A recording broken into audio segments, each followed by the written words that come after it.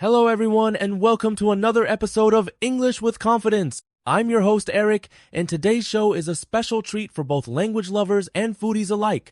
We're calling this episode Cook With Me. Learn English in the kitchen. Welcome back, everyone. I'm your co-host, Ruby. I couldn't be more thrilled to blend two passions, cooking and language learning. Nothing sparks conversation quite like preparing a meal together, don't you think? Absolutely, Ruby. Sharing recipes and kitchen stories is a fantastic way to pick up new vocabulary and practice real-world English. Plus, food is such a universal connector. Before we dive in, can you share what inspired you to use cooking as a language learning tool? Of course. Teaching English through cooking started when I noticed my students remembered words better when they could taste, touch, and smell what they were learning. The kitchen is full of action verbs and descriptive adjectives perfect for immersive learning. Let's jump into the heart of the kitchen vocabulary. When you're reading a recipe or following a cooking video, what are some essential English words people need to know? Great question. Words like chop, dice, simmer, and whisk come up constantly. For example, to dice means to cut food into small cubes, while to simmer means to cook food gently just below boiling. These are hands-on words easy to remember when you're actually doing them. That's a helpful tip. I imagine it's much easier to recall words when you tie them to physical actions. Are there any kitchen tools whose names often trip up learners? Definitely. Words like colander, grater, and ladle are tricky because they don't appear much outside the kitchen. I always encourage learners to handle the tool as they say its name. It creates a mental link that sticks. Now, let's talk about flavor. How can learners expand their vocabulary to describe tastes and ingredients more vividly? One way is to use specific adjectives: tangy for sour foods, savory for umami, rich dishes, or crisp for vegetables like celery. Imagine tasting a lemon and saying, "This is zesty and refreshing." It's more expressive than just saying sour. That's a colorful approach. I've noticed menus often use poetic language to like succulent roast chicken or buttery mashed potatoes. Are there strategies for learners to practice this? Absolutely. I recommend describing every meal out loud, even if it's simple. Try, "My toast is crunchy and the jam is sweet." Over time, this builds confidence and helps learners sound more natural. Let's shift to following instructions. Recipes are packed with sequencing words first, then, finally. How important is this for language learners? It's crucial. Sequencing words help learners organize their thoughts and communicate clearly. For instance, first, preheat the oven. Next, mix the batter. Finally, bake for 30 minutes. Practicing with recipes is a fun way to master this structure. What if someone makes a mistake following steps? Can that become a learning opportunity? Absolutely. Mistakes spark conversation and require learners to explain what happened.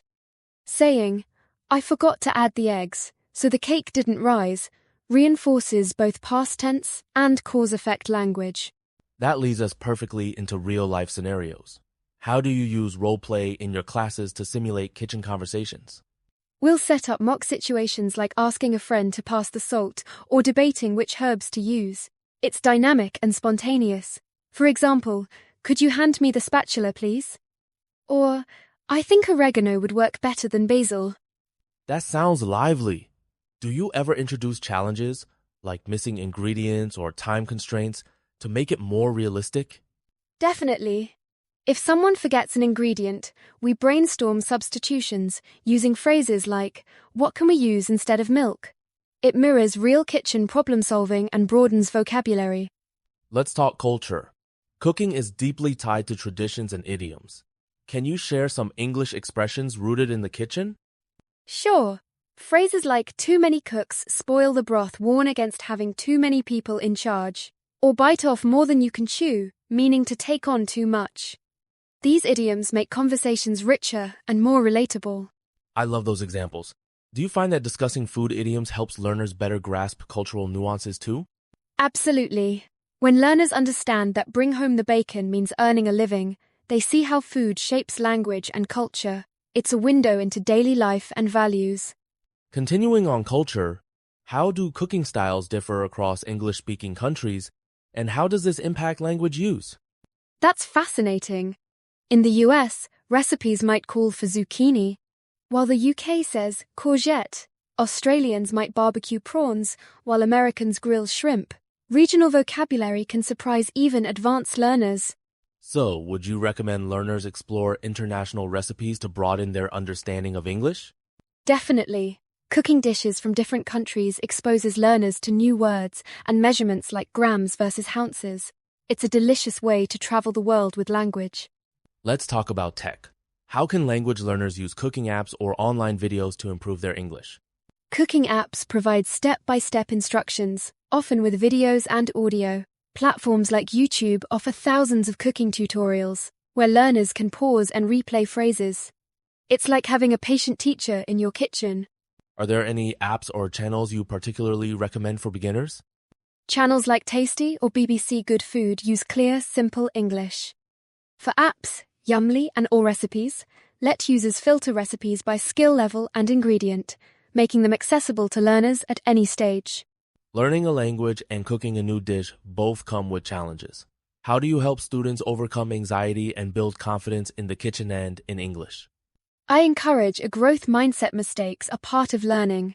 We celebrate small wins, like pronouncing Worcestershire sauce correctly or mastering a tricky technique.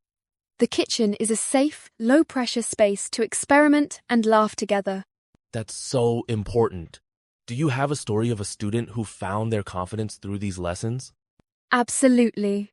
One student was shy about speaking, but after leading the class in making guacamole, she beamed with pride and chatted easily about every step.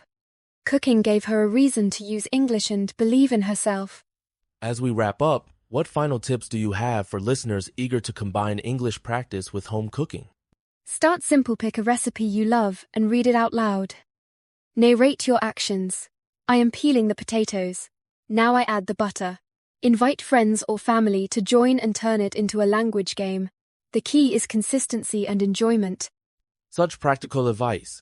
And to our listeners, remember, every meal is an opportunity to learn. Thank you, Ruby, for sharing your passion and expertise today. Thank you, Eric. To everyone tuning in, enjoy your kitchen adventures. And remember, language is best served with a dash of curiosity and a pinch of courage.